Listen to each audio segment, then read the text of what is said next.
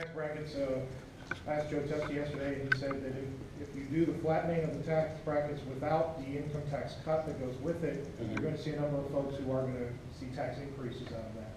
So what is your thoughts on the other part of the plan, the 17% reduction and all of the tax increases that go with it to pay for it? In general, I'm not supportive of the idea of tax shifting one way or another. Now, that's not to say that there might not be parts of the governor's specific proposals that we ultimately support or don't. We're going to take a couple of weeks to look at the specifics of what they spelled out yesterday and see how those things actually operate. Ultimately, what we're focused on is net tax cuts for the most Ohioans possible. And if we're able to accomplish that, I think that'd be a great step in the right direction. If we're taking money out of your left pocket to put it in your right without any real net benefit, that's something that we have to discuss as a caucus over the next 6 months, but I think that's not going to be as well received. As far as the shifting taxes, and like you said, you're not a fan of that, where does the idea of raising the sales tax fall on your priorities? Is that something that you're willing to consider, or is that something that's definitely on the table to you? No, I think as with all of the proposals that the governor is going to come out with in the next few weeks, we'll consider them. That's why we have 6 months of committee hearings, and we have a process for determining what we think the right policies are and what they're not. So we'll talk about that issue. But I think overall, the focus is going to be on whether or not it operates as a net cut for most Ohioans, and what effect we think that'll have on the economy. You mentioned the importance of funding education. The governor has proposed reducing funding for schools that have declining population. Would you mind putting in on that? Sure. That's something, again, that we'll take a look at and that has been proposed in the past. And it's important to keep in mind that this is the beginning of a very long process, that the governor makes his proposals, then the House addresses those, then we address the bill that ultimately comes over from the House. So we'll have 6 months to take a look at that and decide, one, is that the right policy? But two, if it is that the form that it should take? What are the parameters of that? What schools are affected? How big of an effect does that have? I would caution that for some costs associated with school districts, you have a set cost, irrespective of how many students are there. If you are paying to keep the lights on and to keep a building heated, that's going to be the same whether there's 10 students in a classroom or 12.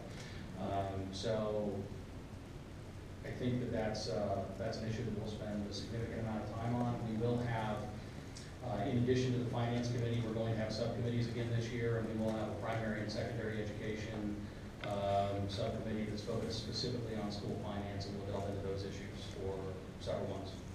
And which committees did you decide to eliminate? We combined insurance with financial institutions. We combined health and Medicaid. I combined workforce into transportation, and we combined civil and criminal justice into one judiciary committee.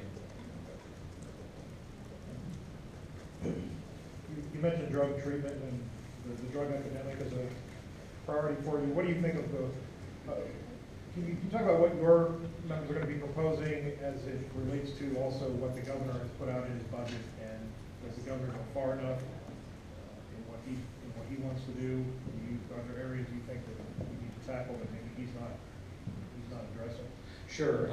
Well, that's something that we're going to have to take a look at over the next few months. The governor just came up with a broad set of proposals yesterday, and we don't even actually have a bill yet.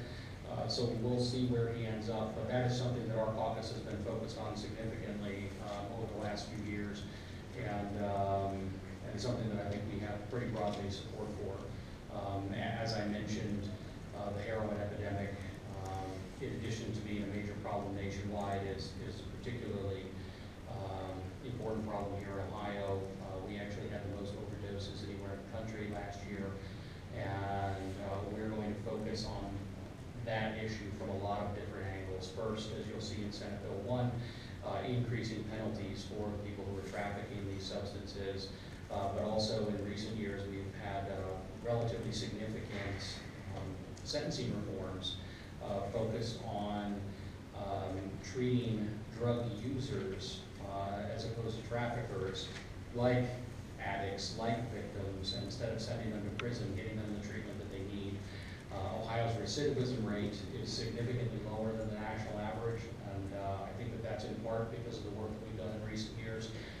Senators Eklund and Huffman are going to be continuing some of that work on the Criminal Justice Recodification Committee, and I think that sometime early this spring you'll see another bill, a very substantial bill, introduced by Senator Eklund related to sentencing reform, so that we can continue moving in the right direction. As far as resources go, again, it's going to be a very challenging budget cycle, more so than any that we've faced since 2011. But I think our caucus is committed to focusing on this issue, trying to help people turn around their lives, and putting in the resources that we think are necessary to help do that. And John, would you like to add anything about sentencing reform? I think you summed it up All right. Last question. Senator, you talked a little bit about college affordability. There's a number of proposals in the governor's budget. I think tuition freeze, textbook, requiring schools to have textbooks. Can you weigh in on that? Do you think Ohio needs a tuition freeze? I think that to the extent that we're able to help working families by keeping their costs down, that's an important step in the right direction. We have supported policies like that in the past. Senator Gardner is going to be chairing a finance subcommittee specifically dealing with higher education, so I'll pass that off to him if he has anything to add. But in general, I think we all agree that it's better for Ohio's working families to keep costs down and help them where we can. Thank you, guys. I'm sure you can talk to some of the members.